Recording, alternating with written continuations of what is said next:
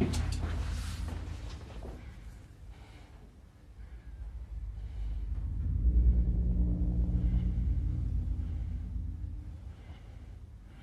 remember me? Put the fucking phone away!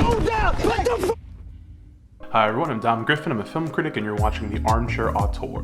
This is an ongoing video series I do where we talk about new movies, old movies, screenplay analysis, that sort of thing. So if you like movies and film culture and you like to see people pick it apart, please consider subscribing. Today, I am reviewing American Skin, the new film from writer, director, star, producer Nate Parker. 4 years or so ago, I reviewed his feature debut, Birth of a Nation, for a local website called DCist, and at the time when I reviewed it, I felt like it was a solid enough movie. I thought it was like decently shot. I thought his performance was pretty strong for the most part, but I thought the movie was not very good because I felt like it was a little more than just recreating the myth making of typical white historical movies, but with black people. Like, it just didn't feel like it had any kind of real oomph to it. I felt like it was a very cheap movie in terms of just like theme and everything. It just didn't do it for me the way it did for, I guess, some people. The review was not very well received. But that film, though it was a huge hit at Sundance at the time, was sort of a whimper when it hit the box office because some allegations from Nate Parker's past, there was a rape acquittal in his history, came back to the light at the same time the movie was coming out, and it became impossible to separate the discourse surrounding Birth of a Nation,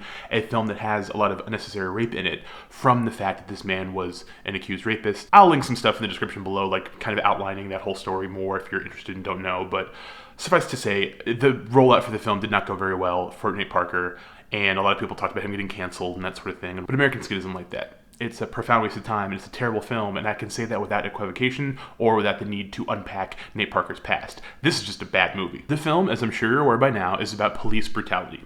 Parker stars as Lincoln Jefferson, a veteran who works as a janitor at a prestigious private school so his 14-year-old son Kajani can attend. One day after a racially profiled traffic stop, his son Kajani is killed by a cop who looks like the dude from Tron Legacy if he was like strung out on heroin. Anyway, a film student begins to make a documentary about Lincoln and his grief, but when the grand jury decision not to indict the cop comes down, Lincoln and his friends, including Amari Hardwick for some reason, decide to hold the precinct hostage and force the kid to keep filming. Now, for a very brief minute, about 34 seconds of watching this movie, when this particular plot point hit, I actually got really excited. The film, up to this point, the first like 15-20 minutes or so, is really bland and boring and dull and like badly paced, and like the acting is, it's just like, I was like, why am I watching this? Why am I doing this movie to myself? This sucks. So when the guns came out, I was like, oh, okay, this is gonna be like Man Bites Dog. This dude's gonna get all of his army buddies together in bulletproof vests and gonna start murking cops and force these film students to film it. Like, that's like incendiary, like blunt, obvious, but like that could be, you know, thrilling. But nope.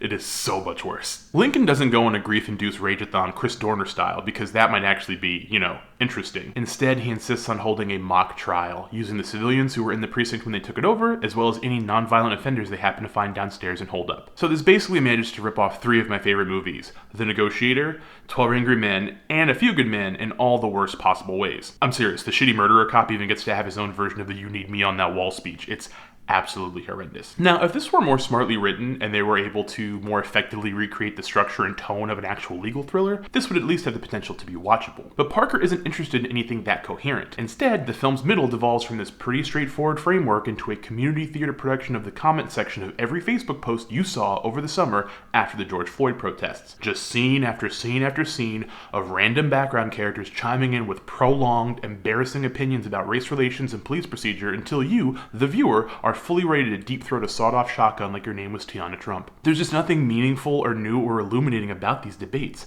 There is no drama, there is no insight.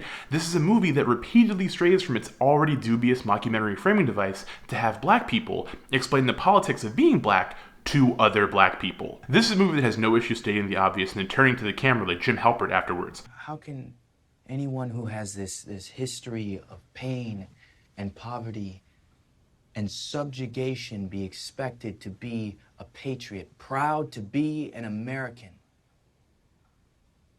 only to be shot down because of their American skin? He said it! He said it! Seriously, when I reached the film's ending, I had to briefly pause the movie, text my friends, and grab my head while screaming into a pillow. So all this was to make the cops see? No. Just to make the world see.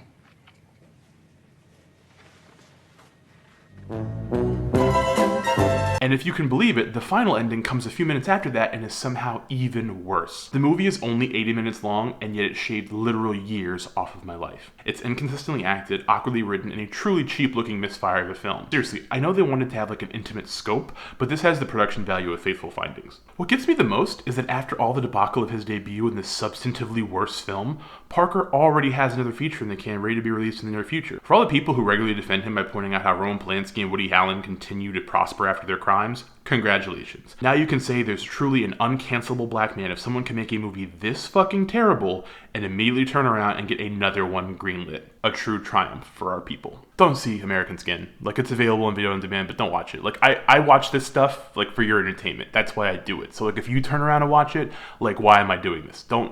Please heed my words. Don't make a fool of me.